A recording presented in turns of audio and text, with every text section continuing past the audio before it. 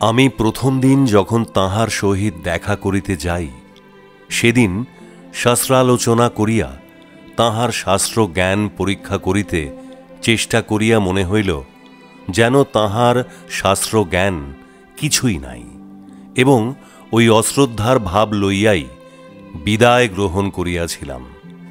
কিন্তু দ্বিতীয় দিন যাইয়া যখন আমার মনের কতগুলি সংশয় নিরাকরণের জন্য প্রশ্ন করিতে লাগিলাম, তখন তিনি জলের মতো করিয়া সমস্ত এমন সরলভাবে বুঝাইলেন যে আমি একেবারেই স্তব্ধ হইয়া গেলাম, এবং আমার তথাকথিত শাস্ত্রজ্ঞানের অহংকার একেবারে ধূলিসাৎ হইয়া গেল।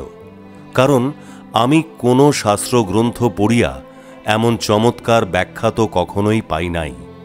আমি তখন লজ্জায় অবনত মস্তকে তাঁহাকে বলিলাম যে আমাকে দয়া করিয়া ক্ষমা করিবেন।